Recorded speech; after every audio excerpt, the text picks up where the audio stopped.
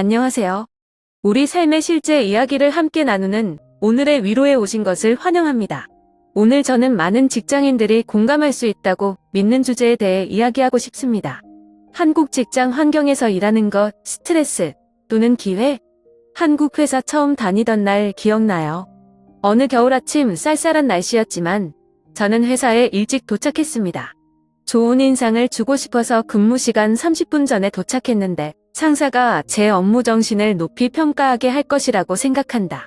그 당시 사무실은 여전히 꽤 비어 있었고 직원 몇 명만 있었고 모두가 컴퓨터 화면을 응시하거나 커피를 마셨다.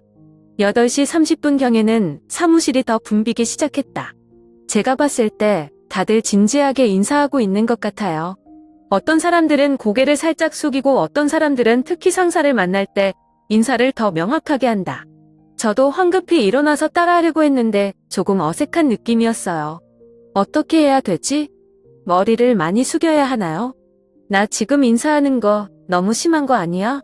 그런 생각들이 머릿속에서 맴돌아서 더 긴장되고, 그리고 점심시간이에요. 동료들과 어울리고 싶은데 다들 자기 그룹이 있잖아요. 그들은 전혀 모르는 것에 대해 떠들어댔다. 듣도 보도 못한 업무 용어도 있고 참여해야 할지 말아야 할지 모르는 사적인 이야기도 있습니다. 그래서 그냥 앉아서 먹고 듣고 가끔 따라 웃지만 정말 소외감을 느낍니다. 저녁에 일이 끝났을 때 나는 시계를 보았다. 7시가 넘었다. 예전에 다니던 회사에서 지금쯤 다들 퇴근하셨을 거예요. 하지만 여기선 급할 게 없는데도 다들 묵묵히 앉아 일을 하고 있다. 상사는 아직 거기에 있고 동료들도 아직 일어나지 않았다. 나는 궁금하기 시작했다. 저 먼저 가볼까요? 가면 열심히 안 한다는 평을 받나요? 나도 좀 더 앉아볼까? 많은 사람들이 이 상황들을 친숙하게 생각할 것입니다. 한국 회사에서 일하는 것은 단지 일에 관한 것이 아니라 당신이 이곳 문화에 어떻게 융화하느냐에 관한 것이다. 한국 직장에서는 인사부터 의사소통부터 잔업까지 모든 것이 규칙적이다. 이런 것들을 잘 이해하지 못하면 소외감에 빠지거나 좋지 않은 평가를 받기 쉽다.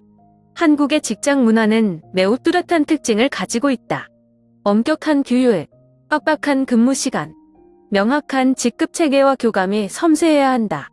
야근과 퇴근 후 음주 문화는 연결의 기회일 수도 있지만 쉽게 압력을 가한다.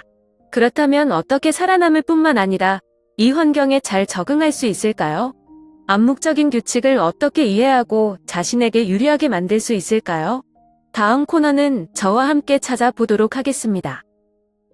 한국 직장 내 암묵의 법칙. 제대로 된 인사 생각보다 중요하죠. 한국에서는 당신이 인사하는 방식이 공손함을 표현할 뿐만 아니라 동료와 상사가 당신을 어떻게 보는지도 결정한다. 또렷한 인사는 고개를 제대로 숙이면 처음부터 좋은 인상을 심어주는데 도움이 된다. 상사나 고위직 동료들에게 인사하는 것을 잊어버린다면 그들은 상기시켜주지 않을 수도 있지만 당신은 거리가 점점 멀어지는 것을 느낄 것이다.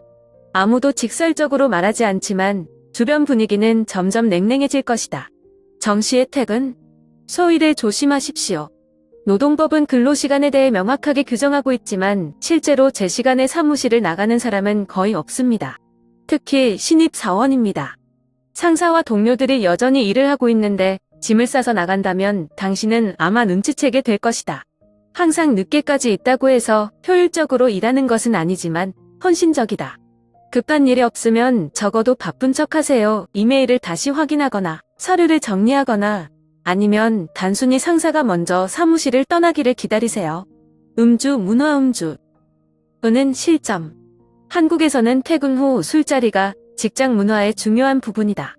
휴식을 취할 때뿐만 아니라 동료들과 결속하고 화합을 보여줄 기회이기도 하다. 지나치게 노골적인 음주 거부는 자칫 소원해진다는 평을 들을 수 있다. 하지만 마실 수 없다면 다음과 같이 할 수 있다. 약을 먹고 있어서 못 먹겠다고 했다. 알코올 알러지인 척. 교묘하게 술 대신 다른 사람에게 술을 따라준다. 이러한 규칙을 잘 이해하면 부담 없이 한국 직장 환경에 더 잘 적응할 수 있다.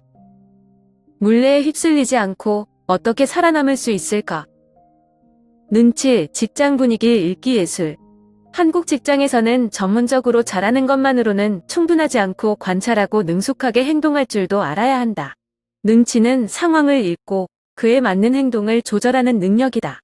예를 들어, 상사가 회의 후 스트레스를 받고 있다면 이것은 확실히 휴가를 신청하거나 새로운 아이디어를 제안하기에 적절한 시기가 아니다. 또는 동료들이 이야기하고 싶어 하지 않는 것 같다면 말을 너무 많이 걸려고 하지 마세요. 직설적인 말보다는 모든 것이 암묵적으로 이해되는 작업 환경에서는 때로는 능력보다 섬세하고 교묘한 것이 더 중요하다. 최고는 안 하고 최고만 하면 돼요. 한국인은 업무 성과를 중시하지만 동료 관계도 당신의 경력에 적지 않은 역할을 한다. 관계를 맺지 않고 일에 몰두하면 필요할 때 도움을 받기 어려울 수 있다. 처음부터 자신을 표현하려고 노력하는 대신에 관찰하고 배우고 어울릴 수 있는 방법을 찾으세요. 쉬는 시간에 몇 가지 잡담, 동료들을 초대하는 커피 한 잔도 연결을 만드는 데 도움이 될 수 있습니다. 정신건강관리 버넛에 걸리지 마십시오. 한국의 직장 환경은 높은 업무 강도와 상사의 높은 기대감으로 매우 부담스러울 수 있다. 적지 않은 직원들이 이 페이스에 맞추려다 탈진 상태에 빠졌다. 일과 삶의 경계선을 둘 줄 아는 것이 중요하다. 업무 이메일에 대해 걱정할 필요가 없는 저녁 또는 개인적인 취향에 대해 휴식을 취하거나 시간을 갖는 시간을 찾으십시오. 이 균형을 유지해야 이 경쟁력 있는 환경에서 오래 살아남을 수 있다. 결론: 한국 직장 부담스럽지만 배울 만하다. 한국 직장 환경에서 일하는 것은 확실히 쉬운 일이 아니다. 인사규칙, 야근 문화, 상사와 함께하는 술자리 또는 일을 완벽하게 끝내라는 압박은 많은 사람들을 긴장하게 하고 심지어 지치게 할 수 있다. 하지만 다른 각도에서 본다면 이것은 또한 매우 빠르게 성장하는 데 도움이 되는 환경이기도 합니다.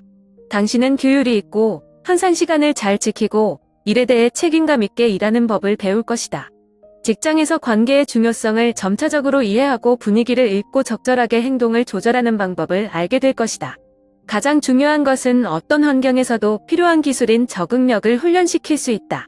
물론 어디에서 일하든 휴식을 위해 자신만의 시간을 유지하는 것을 잊지 마세요. 일도 중요하지만 정신건강도 그만큼 중요하다.